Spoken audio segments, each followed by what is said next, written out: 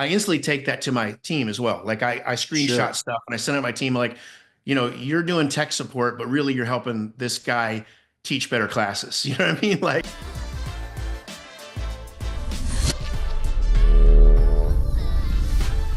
Welcome to the Satori Lifestyle Satori Masters podcast, the ultimate resource for ambitious, hardworking school owners that want to get their business and their life to the next level.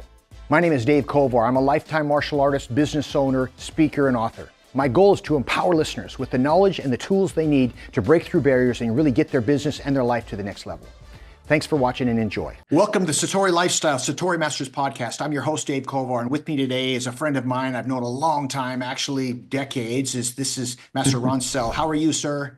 I am so good. Thank you. All right. Well, we were just talking before we started just about how, blessed we are and how good life is. And I know you have done so much in the industry. Of course, you are the founder of Spark, the #1 software in the martial arts world. And everybody raves about all the things that it does. And what's really remarkable is the fact that because you come from running a martial arts school, you're a lifetime martial art, that gives you this perspective that other people really may not have if they're coming from the outside. Is that fair to say? Yeah, I think that's our secret sauce at Spark is that I just made every single mistake running a school that I possibly could make over and over and over again.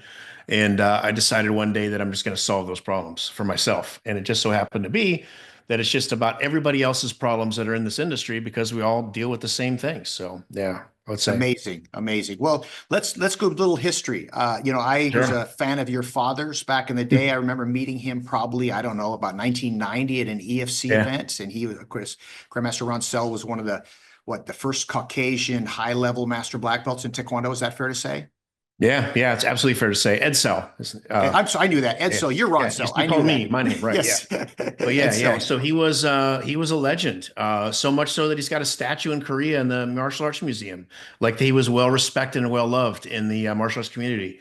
And so I got pretty lucky having him as my dad. Yeah, and I know that I remember one time his presentation. I couldn't tell you what he talked about, but I remember after one of his presentations going, "Wow, man, it was just really powerful," And Oh, of that's course, fantastic. your mom being a master martial artist as well, she's a lifetimer and an amazing woman in her own right, of course. Yeah. Yeah. So I never talked back when I was a kid. Just too many, too good a martial artist. So when you were like a teenager, like when did was it just kind of it was what I do as a family? When did you fall in love with martial arts? Were you always, or was Yeah. it it was later on Yeah. you go, wow, this is pretty cool. Yeah, that's a really great question because I think as martial arts instructors, I think that's one of our first goals in our students' lives is to have them fall in love with the martial arts 100%. because once you do, they just stick around and they just won't leave.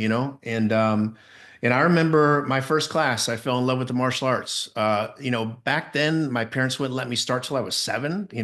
Nowadays we'd start kids much earlier, but so like, from the first moment I remember. I couldn't wait to turn 7. Like I looked forward to that for so long, it seemed. And as soon as I did, I think on my birthday, I went to class for the first time and I just instantly loved it. And then I loved, I wasn't very coordinated and I wasn't very strong. And I was, man, I was not the athletic type and martial arts turned me into an athlete. And so I just loved that I felt so good doing martial arts. Now, was this in Ann Arbor? Yeah, no, no, no, no. So not till I moved to Florida. So my mom and dad, owned a school in Ann Arbor, Michigan, and in 1979, they came to Florida on vacation, decided that they were never going back to Michigan. They went Got back to it. Michigan. They sold their school to Keith Hafner, That's and they packed up everything, sold their home, and then moved to Florida and started a new life. And so, like, I don't know, 6 months later, I did my first class right here in Florida. That's amazing. It's what a great story. And of course, Keith Yeah, Hafner, for those of you that don't know, Keith Hafner is like a legend in the martial arts industry. He took over brilliant. your dad's school, just an amazing guy. He doesn't get out much anymore, but I talk to him once or twice a year. He's still got it, man. He's Yeah. just got his little niche. He stays in it. He he runs one of the just brilliant in the basics is what I'd really sum up Keith Hafner. Yep. Yeah, and he sure did love my dad too. My dad was his instructor, and so they had a really special relationship.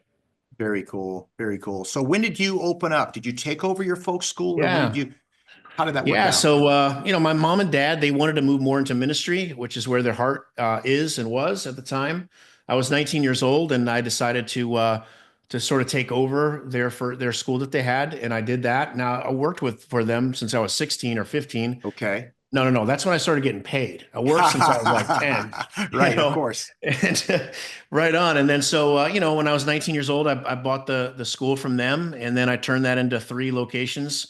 And Yeah, I think that took me about 9 years to get to a third location. And I love the business side of it too. Like I loved enrolling, I loved marketing, I loved teaching on the floor. Like there was nothing about the business that I hated. I struggled, that's for sure. But I just absolutely fell in love with martial arts and the business. And I think if my parents' heart was always helping people, that's why they love the ministry so much.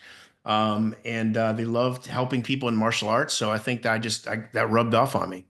So take me through the transition from there, because you had some rough spots, everybody does, but you Yeah, certainly had your sure. share. Kind of from that point to where you are now with Spark. A lot's happened in the last 15 years or Yeah. thereabouts. Yeah. It's pretty a really crazy journey. From 8 years ago, I almost was homeless. Like when I say that, it's not to, be dramatic. I lost everything. I remember Wow. one day my son ran up from the stairs, says, "Dad, someone's stealing your car." And I had to admit to him, no, they were repossessing the car. Oh, And So we lost our house and some cars, and we really started over from zero. And I really credit Grandmaster Park, if you know that guy, Chung Park. of course. He was my rock during that period because, sort of a lot of the stuff that I had, my intellectual property was just kind of taken from me. And So I didn't really I had nothing. And not only that, but I really didn't have an identity. I used to be a martial arts instructor. Right. I used to help people. I used to be the guy people look to, build their companies and their businesses. And then I was nothing, so that was kind of a scary time. And He just kept every day saying, "Hey, Ron, you're Ron Sell. You reminded me who I was, to the point where I finally woke up one day. I'm like, you know what? I'm Ron Sell. I've created some really neat things in life. And if I did it once, I probably could do it again." So 8 years ago, I went to work and I was the sole coder, which I'm not a software guy. I'm really a Okay. karate guy. Okay. Okay. That's who I am. I'm a karate All guy, right. right? I'm an instructor. That's what I am. So I recreated some software, and it just so happened that people loved it again. So we got, it took me about 11 months I try not to over exaggerate like most people do. I worked 30 hours a day for 11 months. No. It was a 20-hour day. And I slept 4 hours for 11 months. And Each night, my wife would bring me food to my computer. And I just banged out the entire set of code for Spark. And it was just me. Now, that was 8 years ago. Now we have like 62 employees in 4 different countries. So it's just really insane. We serve over a little over 5,000 martial arts schools. Incredible. Probably, I don't know what the number on this is, but somewhere around 10,000 people log into my software every single day. So it's just like it's crazy. It's crazy that I came from back then. And I like to say this story because I know there's a lot of people out there that are hurting now and were hurting, and they might have gone to the bottom like I did. And Just know that as long as we, pick ourselves up and keep moving forward and making some sort of progress in some sort of direction, that things do work out. It's such an inspiring story. And I remember when you launched, I remember seeing it at the Super Show right after you guys launched Yep. Spark, and the Yeah. the buzz around it. You could tell, oh Yeah. man, this is happening. It's happening. But like we've all been kicked in the teeth. That's an amazing to think that Yes. you were near homeless and now Yep. you're running this company with 60 plus employees and Yeah. 5,000 businesses plus using it. But you probably, I don't want to put words in your mouth, but I know for me, getting kicked in the teeth is no fun, but you No. almost always learn from it. You're almost always better because of it. And wisdom comes from experience remembered. You know what I'm saying? It's like there's a difference between having book knowledge, going to a class and learning this, and there's another thing about actually experiencing it, and between the two, and it kind of gives you I don't know about you. We went through, everything was going great forever, and then we expanded too fast. I've shared the story with you personally, and Yep. we had a really long time of just trying to over a decade of just trying to figure out how we're going to make the bills and pay payroll. And fortunately, that's behind us, which is great. But I'll tell you what, I appreciate where we are so much now, more now than had I never gone through those hardships. Yeah, I think that's what makes us, right? It's fun to say that pressure makes diamonds, right? Hmm. It's a lot harder to go through that process. You know what I mean? And there was times where I literally the only person I could talk to about how I was feeling was my phone. And what's really cool is that I would record videos of myself talking to myself back then, and I go back and I look at it now, and I'm like, wow, man, like you really were going through it. And you had no one else to just talk to about this, but yet you kept telling yourself, "We're gonna get through this. We're gonna," like I was I was cheering myself on and pushing So cool. myself through the pain. And what's cool about that is that it works. Like you get through Yeah. the pain, you get through the challenges, and when you come out the other side, you have such a deep understanding of how things really work. And you can't get that without going through it. Did I like it? Nope. But would I go through it again? Yeah, I'll go through it again. If I lose it all again, I'm cool with that.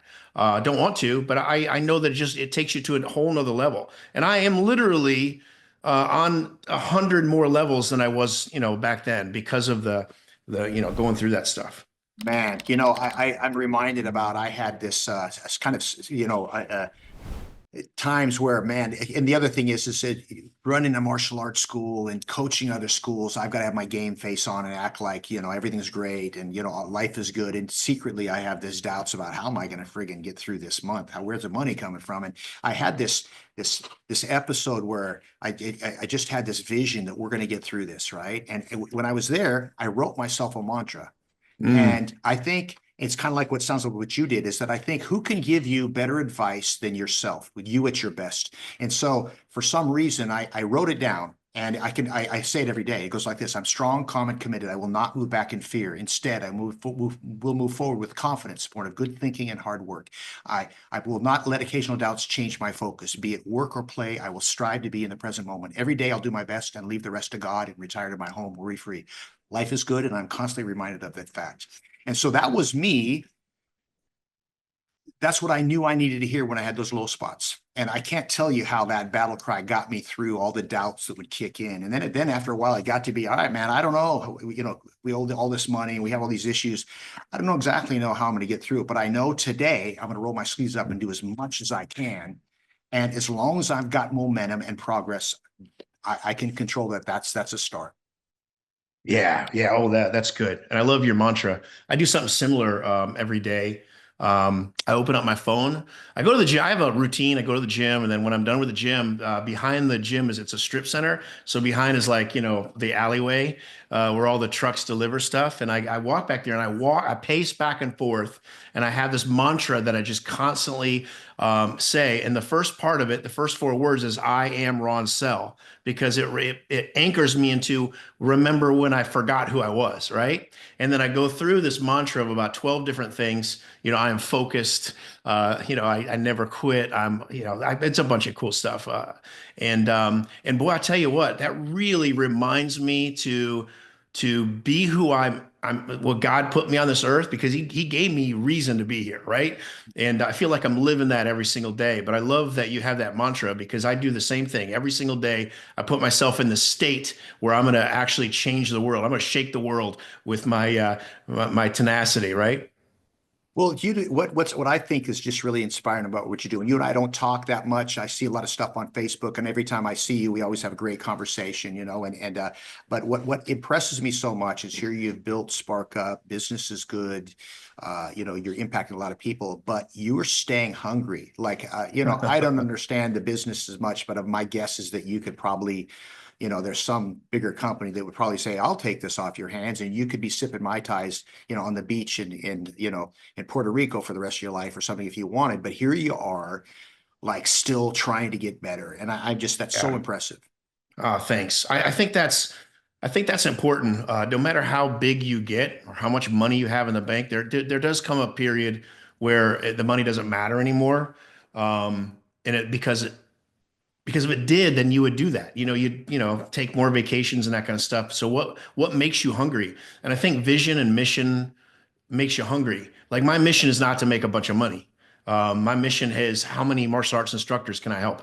How many school owners can I make, can I help? You were talking before we started here about technology and how sometimes it's challenging, right? So I want to take that out of the hands of martial arts school owners. I want to take that out of their staff. I want to do all the heavy lifting for them so they can focus on impacting lives, teaching great classes, helping more people stay long term. That's my whole goal. And so, since that is my mission, my vision, no matter how big we get as a company or whatever, how much money is in the bank or what, it doesn't matter. What matters is, are we accomplishing that mission? And that what's cool about that mission is that tomorrow I can increase, I can keep going, I can keep pushing. And then if you tie that into like seeing the real results from it, I'll give an example. Like in martial arts, how many times have you seen a shy kid become confident? It's amazing. That process is amazing. And if you focus on that, you're like, man, how many more shy kids can I make confident, right?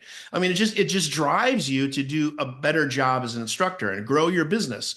Same thing in what I do. As soon as I hear it, and I hear it every day, which is really cool, it drives me. This is the source of my driven personality is when I get a text message or something that says, man, we just hit this new plateau. Ah, We just did this.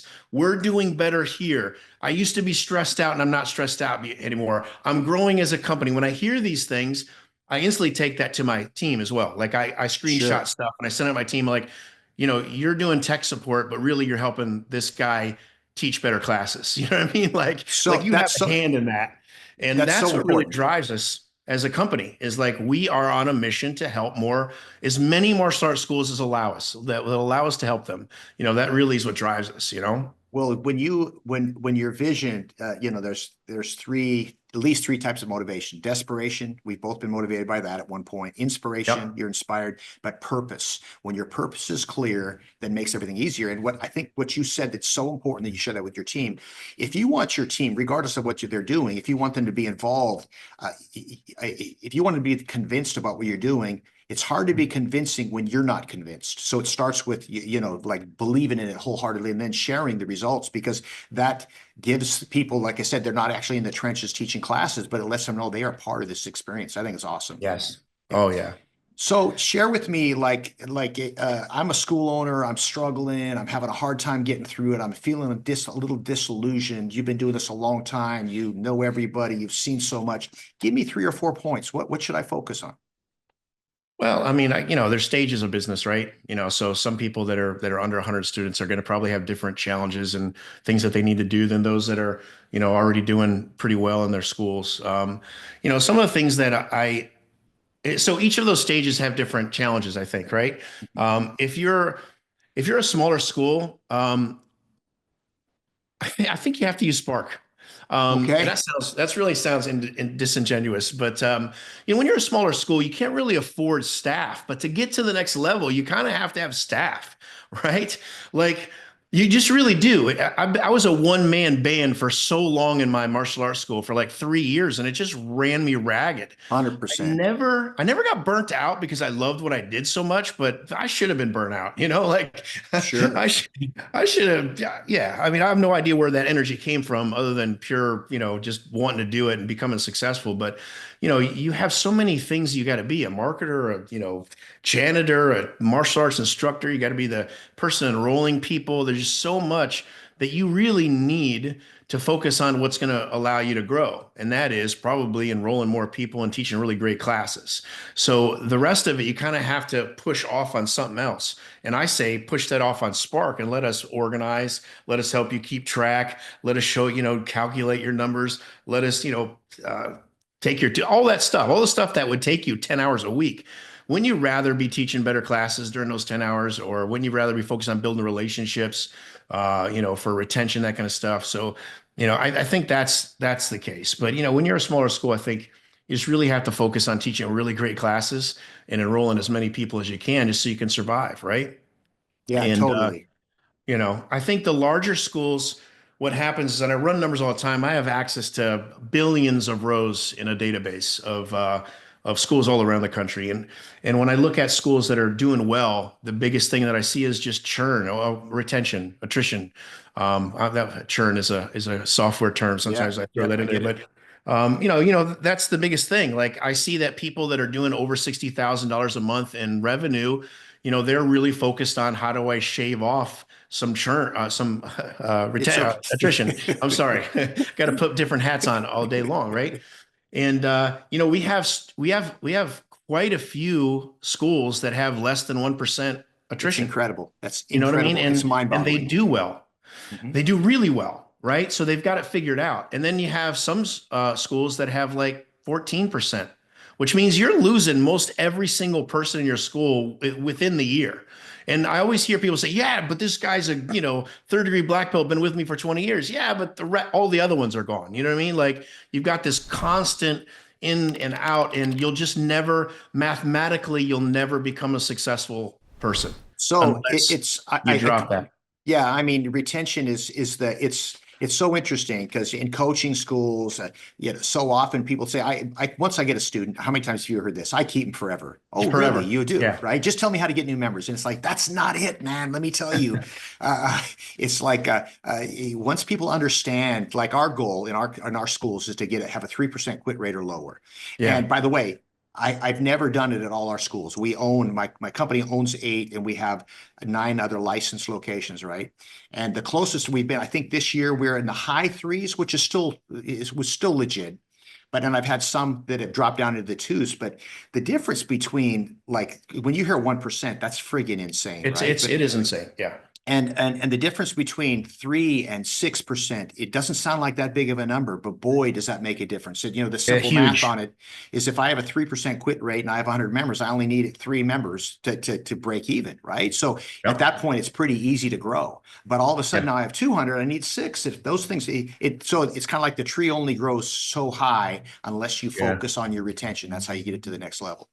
Yeah, 100%. And then also too, this stuff should be known, but if you have 6% attrition and you get it down to 3%, you get to enroll half as many people, or you can enroll the same amount of people and grow twice as fast, right? Just that knowledge alone should help you, dwindle down that percentage from 6 to 3. And then hopefully, I like how you said you're trying to get to 2%. The reason I say that some of our schools, and I'm saying a couple hundred schools, I'm not saying one or two Yeah. outliers, Yeah. have 1% attrition, is because I think if people realize that one person can do it, maybe I can do it too, Yep. they'll shoot for a better attrition rate. You know what I mean? And so that's why I say that I brag about the 1%. But yeah, if you're doing 3% and you get down to 2%, it's a big deal. You get from 6% to 3%, it's a really big deal. And a lot of times we have schools that just focus on, can I enroll 30 more members a month every Yep. this month, 30 more members a month next month, 30 more. And And that's really hard to do. it's such a hard lifestyle, where It you're just is. like, that's where the word churn certainly applies. Like it's like, guess what happens? The first of the month comes around, boom, and you Yeah. got to do it again. And Yeah. when your quit rate is in line, then man, the pressure's off, and you still Yeah. got to work hard, right? But it's like, you don't have to get those 30 members. It'd be great to have 30, but if I get 10, I'm okay, right? Yeah. Yeah. You're right. Well, Yeah. also the other side of it too, side I like to think about, more too, is like, I really want to make a difference in my martial arts school, right? Like I really do. I think if someone stayed with me for 3 months, they do pretty well. But if they stayed with me for 3 years, what if they stay with me for 10 years? Mhm. Like their whole life changes. 100%. Recently, I just enrolled my own kids, my 2 8-year-olds, in a martial arts school, a local martial arts school. And it's taken me so long because I had such high standards in my school that every time I go to a school, I'd be like, yeah, but they're not me. Oh, yeah, but they're not me, right? And I finally found a school. And I went there and I watched class, and within 10 minutes, I'm like, this is the school we're putting them in. And I can see that the kids and the adults that are in that, but they've got people that have been in that program for 14, 15 years. And I'm just amazed at how great they are at this. And I'm thinking, man, these students that have been with them 10 years, they're just different human beings. So you took the words right out of my mouth, excuse me, is that kids that grow up in martial arts schools are just different kids. And Yes. and it's like there's something amazing that happens when someone grows up in a dojo or a dojang. They just like they have this whole nother level of confidence and respect and Yes. courtesy that very few other things can do. And it's like I every chance I get, I bring that up with my, if I go to one of our schools and I'm introduced to an orange belt 6-year-old, the first thing I'm going to tell their parent is, your daughter's going to be training with us until she goes away to college, and then I'll remind her, there's something amazing that happens when a kid grows up in a martial arts school. And there's always a point of reference. We'll look out on the mat and see that 17-year-old that is, super mature and say, yeah, they started when they were 6. It's really remarkable. And it kind of goes back to what you said earlier about having purpose. When that's what drives me, when I see the impact our program has. This morning, I just got an email from, by the way, I'm no longer getting the thank yous about my teaching, which is totally fine because I'm not in the trenches as much. I'm getting them about my team. But I had this incredible letter written on behalf of one of my schools and what an impact it's had on their, you've gotten dozens of those. Yeah. And what's important is when you get those, probably hundreds of them, we got to make sure that we actually hear it. Like what I mean by that is how many times, I'll tell you, a few black belt tests back, I had this grandparents that came up to me to talk to me about how the program had transformed their grandson and how appreciative they are. And, after a black belt test, the promotion, there's people all over. And while they were talking, I sensed another person that wanted to talk to me, say something to me. So I was only half paying attention to the grandma and grandpa. Okay, thanks. That was great. And I went over and I had this conversation with the other person. And I realized as I left, they were giving me this present. They were, and I was not accepting it. So I searched them out and I said, hey, I apologize for being distracted. Tell me one more time. Thank you so much for the feedback. But I really tried to hear it, if that makes sense, because you soak that in and that sustains you. The next time you have a challenge, you remember that moment. And so I actually have a file of thank you notes that I will reread anytime I'm low, because that reminds me of what I'm doing. Oh, that's fantastic. That really is fantastic. I think that's so important for you to share with your team too. So anybody that's out there that's listening, all right, and someone tells you a compliment like that, you got to get that in writing. And I don't mean like ask them for a testimonial. I'm just saying write it down and make sure you give it to your team, because they got to understand too that they're living a purpose. Like it was part of them. Like me too. I'm not answering calls anymore here at Spark, right? And I'm not dealing with our clients on a day-to-day basis, but my team is. So they're the ones that need to hear that what they're doing is so powerful. Yeah, love it. Well, I want to be respectful of your time. Do you have any closing bits of advice for anybody out there? Yeah, I mean, I think let's talk about retention for a second, okay? I think we've hinted on a couple of things really cool, that if you're suffering from a retention problem and it's up in the 6% or higher and you want to lower it, one of the things that we've already talked about here was remembering your purpose. I think when you remember your purpose, and if your team remembers their purpose, they're a little bit more motivated to make sure that all the students are getting what they came to the school for. You know what I mean? So I think that's pretty powerful. They always say that, teach great classes. I always hear, how do you have good retention? Well, teach great classes, but no one ever defines what a really great class is. And so what maybe I recommend you to write down like a checklist of like, what's in a really great class? Master Kovar, you've helped me. Like I was a kid in my teens, when I opened my first school, I taught like you because you are my hero. And I think I still teach like you when I'm out there on the mat. But, you have to have some sort of like plan that says this is what a really great class is. And, those two right there. And then the third one that we've already talked about was like, get your students to fall in love with the martial arts. Right. Because as soon as they do, they just don't leave, man. I started training like a long time ago, and there's still like several people that were white belts with me that are still training. And I'm like, man, my parents are really good at teaching us how to love the martial arts, because they're still around after all these years. And I went back and like why? Well, because I felt like I was part of something. Like I was, like all these people were my friends, and like they were really good at getting everybody to become a family fast, right? And so those are some really good ideas, I think. What do you think? Yeah, I mean, well, I think I couldn't agree more. I would say two things. When it comes to the idea of a great class, I think it's such an important thing to be thinking of. What is a great class? And of course, you've probably heard me. One of our mindsets is we only teach great classes, never just good classes. And of course, that's not always true, right? There's plenty of times I've walked off the mat, it wasn't my best class, but the whole idea is that your intention is to make it that way. But for us measuring that, we call it the SSL rule, smile and sweat and learning. I think that goes into it. People are having a good time, they get a good workout, and they walk away with some new distinction or aha. I think that's kind of a good barrier. And then the other thing that I just think is super important is the fact that we've talked about it a whole bunch more, but we really maintain a really clear purpose. We remember what it is that we're doing. We try to keep fresh in our memory banks past successes, because that's going to help us get through with the child maybe that's currently kind of challenging to work with. Because when you can look back on how many kids did in your career have you taught that were either really uncoordinated or really shy, they became just, or the flip side, maybe they had too much confidence and they weren't shy at all, that you're able to kind of channel them in, right? And so the more time you have to do that, then the more likely you are to be able to replicate that in the future.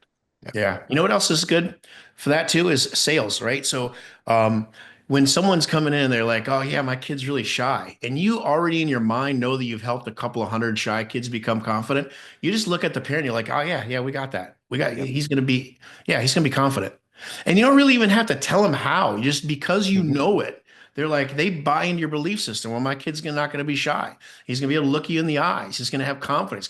He's going to say no to the wrong things, So, there's just so many benefits to really remembering your purpose and holding on to a stack of wins. Yep. Perfect, man. Well, yeah. And along that lines, I will say one last thing and then leave it to you for some closing comments, is that like one of the things that I think it's from a kind of a tactical standpoint, if you're talking with someone that's interested, is we got to know what they're looking for. And I'm really good at forgetting. Like I'll see somebody, oh, I know what they're looking for, and just go off versus asking them. Because if you've got one parent that is there because their child is really shy, and get somebody else's parent who's there and their child is, really robust and needs to be a little more focused.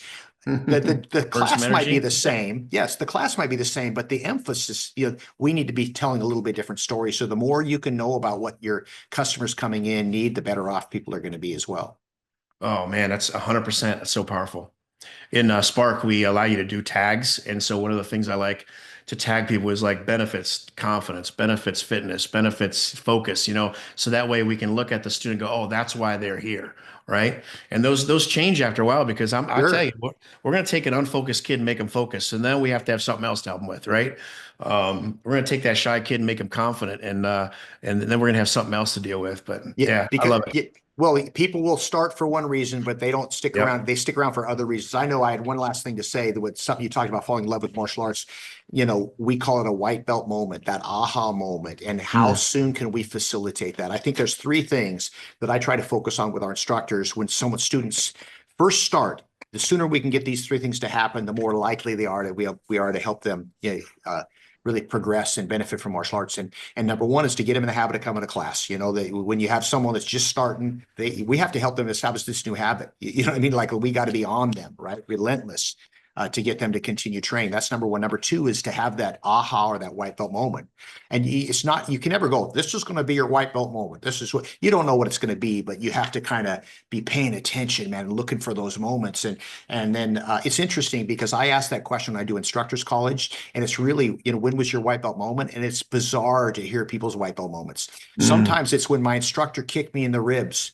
and I want to be able to kick that hard. I don't recommend that, by the way. And then others, I watched a Bruce Lee movie, but how often it's when the first time I broke a board might be it, or, so I think it's, so that white belt moment. And then the third thing is get them thinking long-term. The sooner we can start programming, this isn't just an activity you can do for a couple months. This is something that you're really going to benefit over years by doing for years. And the sooner we can get those three things in place, then we're way more likely to help our retention on the other end. Oh man, I agree 1,000% with you. And I love how you're teaching me some stuff. I'm going to take it and I'm going to help other people with it.